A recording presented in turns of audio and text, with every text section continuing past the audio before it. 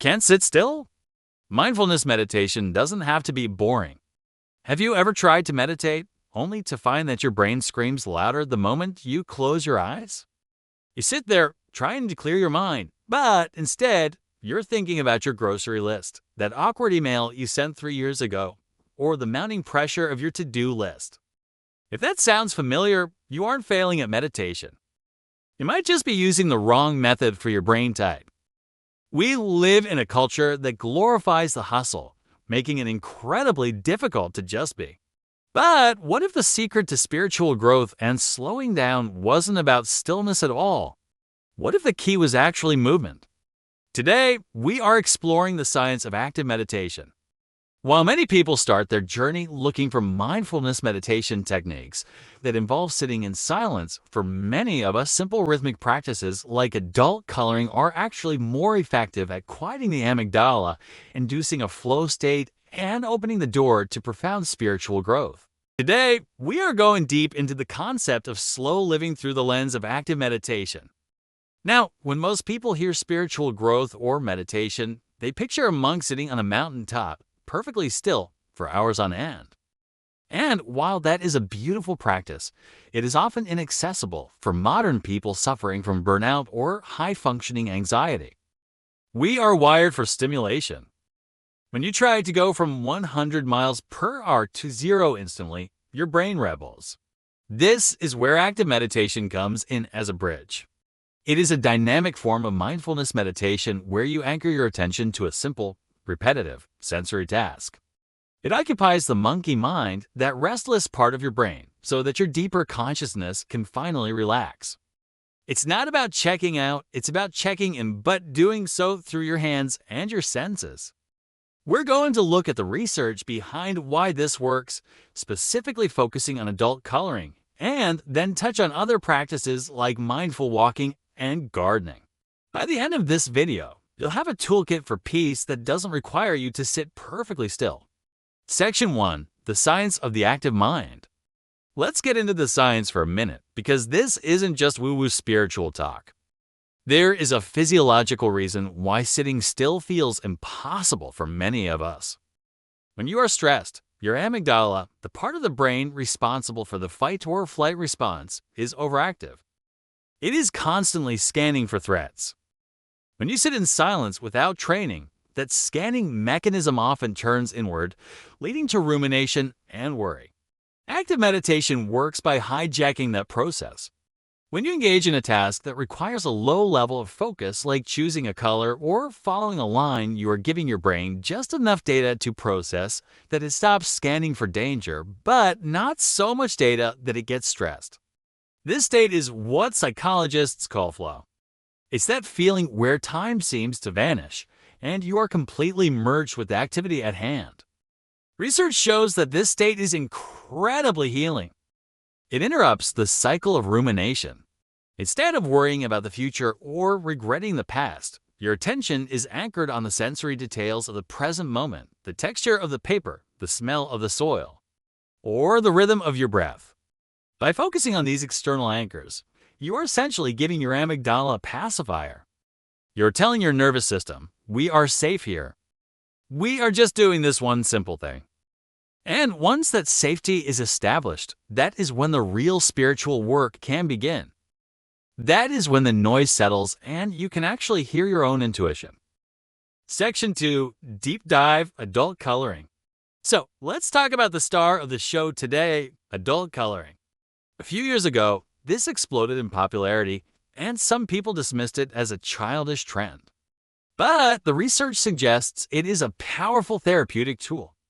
A study conducted in 2017 involving 100 students actually pitted coloring against logic puzzles to see which was more effective for mental health. The results were fascinating.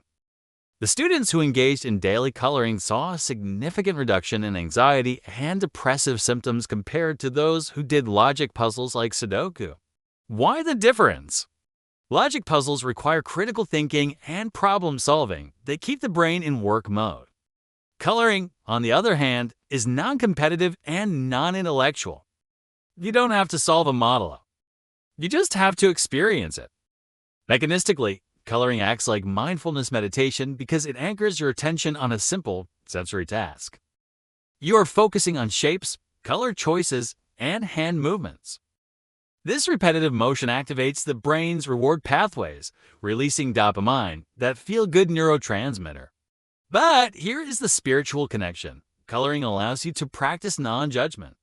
In a world where we are constantly judged on our productivity and output, coloring offers a low-stakes environment. If you go outside the lines, it doesn't matter. If you choose blue for a leaf instead of green, the world doesn't end. This practice of letting go of perfectionism is a massive step in spiritual growth. You are training yourself to enjoy the process rather than obsessing over the result. It teaches you patience. It teaches you to trust your intuition even in small choices like picking a color. That might seem trivial, but for someone who suffers from decision fatigue, the freedom to just pick a color and go can be incredibly liberating. It is a form of creative surrender. Section 3. Beyond coloring, walking, knitting, gardening. While coloring is fantastic, it's not the only way to access this state. Once you understand the mechanism, repetitive movement plus sensory focus, you can find active meditation everywhere in your slow living journey. Let's look at mindful walking. This is a classic practice in many spiritual traditions, including Zen Buddhism. But we aren't talking about power walking to get your heart rate up. We are talking about walking to ground yourself. The goal here is to focus entirely on the sensation of walking. Feel your heels strike the ground, then the ball of your foot, then your toes pushing off. Notice the rhythm of your breath synchronizing with your steps. Research suggests that this sensory grounding builds present moment awareness and significantly reduces stress. You are literally coming to your senses. Then there are rhythmic crafts, like knitting or crochet. The motion of stitching is highly repetitive and rhythmic. This rhythm acts almost like a mantra. It soothes the nervous system and promotes that same flow state we talked about earlier. It's no coincidence that people often say knitting is their therapy. It quiets the internal chatter. And finally, we have gardening. This is perhaps one of the most grounding practices of all because it involves direct contact with the earth. The sensory engagement with the soil, the plants, and the observation of seasonal rhythms lowers stress hormones like cortisol. Gardening teaches us about cycles, life, death, rebirth, and patience. You cannot force a flower to bloom. You can only provide the right conditions. That is a profound spiritual lesson that you internalize just by getting your hands dirty. Section 4. Connecting to spiritual growth through self-improvement. So, how does all of this connect back to spiritual growth? Spiritual growth requires self-awareness. It requires the ability to observe your thoughts without being drowned in them. When you practice active meditation, whether it's coloring, walking, or gardening, you are creating a gap. You are creating a little bit of space between you and your racing thoughts. In that space, you find clarity. You find that you are not your anxiety. You are not your to-do list. You are the conscious observer behind it all. By adopting these slow living practices, you are reclaiming your time and your attention. You are saying no to the hustle and yes to the present moment. And ultimately, the present moment is the only place where the truth of life and spiritual connection actually happens.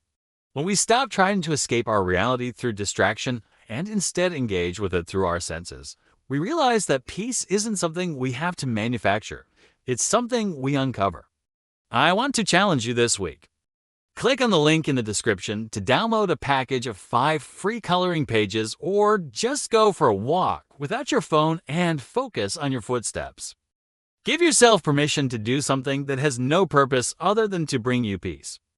I'd love to hear from you in the comments. Have you ever tried adult coloring or mindful walking?